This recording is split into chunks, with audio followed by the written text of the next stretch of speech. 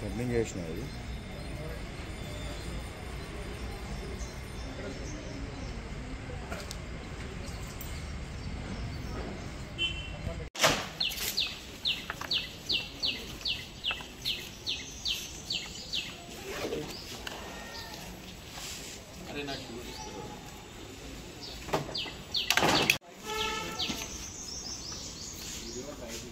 వస్తున్నాడా సతీష్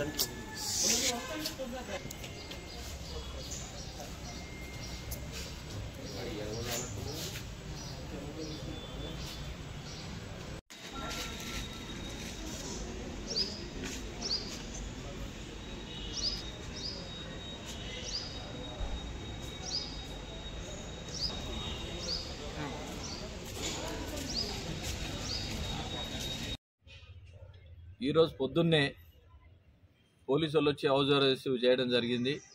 నిన్న భారతీయ జనతా పార్టీ సమావేశంలో రథసారథి కిషన్ రెడ్డి గారి ఆధ్వర్యంలో ఈరోజు ఎట్టి పరిస్థితుల్లో ఎమ్మెల్యేలు ఎమ్మెల్సీలు అందరం కలిసి హైదరాబాద్ సెంట్రల్ యూనివర్సిటీ పోవాలి, విజిట్ చేయాలి. Hyderabad central university lathi charge చేసిన విద్యార్థుల మీద ఎవరైతే ఉన్నారో వాళ్ళకు హక్కు లేదు, లోపలికి పోయి ఆ లాఠీ చార్జ్ చేసే హక్కు లేదు. అయినా కానీ లాఠీ చార్జ్ చేసుకోము, ఎంతో దారుణం. ప్రజాప్రభుత్వం ఏదైతే ఉన్నదో, మోవత్ సర్కారు ఉన్నదో, లాఠీ చార్జ్ చేసుకో మీ దారుణము. ఇదే చూస్తూ ఉన్నారు. మొన్నటికి మొన్న వీళ్ళందరూ దక్షిణ కొరియా పోయి ముఖ్యమంత్రి, మంత్రులు, ఎమ్మెల్యేలు అందరు పోవడం జరిగింది. సియోల్లో ఏ విధంగా నగరం ఉంది మీరు ఆల్రెడీ చూశారు. చూసినప్పుడు కనీసం దాన్ని బట్టే మీరు తెలుసుకోవాలి దీన్ని ఏ విధంగా డెవలప్ చేయాలి. ఉన్న ల్యాండ్స్ అమ్ముకోవడానికి, అరే అక్కడ గ్రీనరీ ఉంది, కాంక్రీట్ జంగల్ చేయడానికి, దీన్ని ఎంత దారుణము. చుట్టుపక్కల ఏవైతే ఉన్నాయో ల్యాండ్స్ లేక ఉన్న గ్రీనరీ డెవలప్మెంట్ ఏదైతే యూనివర్సిటీలో ఉందో దాన్ని కాపాడే బాధ్యత కాంగ్రెస్ గవర్నమెంట్ ఉంది, అందరిది ఉంది. న్యూయార్క్ నగరంలో సెంట్రల్ పార్క్ ఏ విధంగా ఉంది, దాని చుట్టుపక్కల అన్ని సాఫ్ట్వేర్ ఇండస్ట్రీ ఉన్నాయి. దాన్ని బట్టన్నా నేర్చుకోండి. మొన్నటికి మొన్న మీ గవర్నమెంట్ ఉంది, కాంగ్రెస్ గవర్నమెంట్ ఉంది కర్ణాటకలో. బెంగళూరులో నీళ్ళు లేక ఎంత ఇబ్బంది పడ్డారు. బాత్రూమ్ పోలేని పరిస్థితి ఉంది, నీళ్ళు తాగడానికి నీళ్ళు లేక పరిస్థితి ఉంది. అరే గ్రౌండ్ వాటర్ రీఛార్జ్ చేయాలంటే కంపల్సరీ నీకు అగ్రికల్చర్ ల్యాండ్ కావాలి. న్యూయార్క్ నగరంలో 600 ఎకరాలు 800 ఎకరాలు ఏ విధంగా డెవలప్ చేశారో ఉన్న 400 ఎకరాలు దీన్ని డెవలప్ చేయాలి. ఏమనంటే అభివృద్ధి కోసానికి, ఉపాధి కోసానికి అంటున్నావు. ఉపాధి అభివృద్ధి కోసానికి నువ్వు 30,000 ఎకరాలు ముచ్చర్లా తీసుకున్నావు, దానికి ఇవ్వండి, దానికి అక్కడ డెవలప్ చేయండి.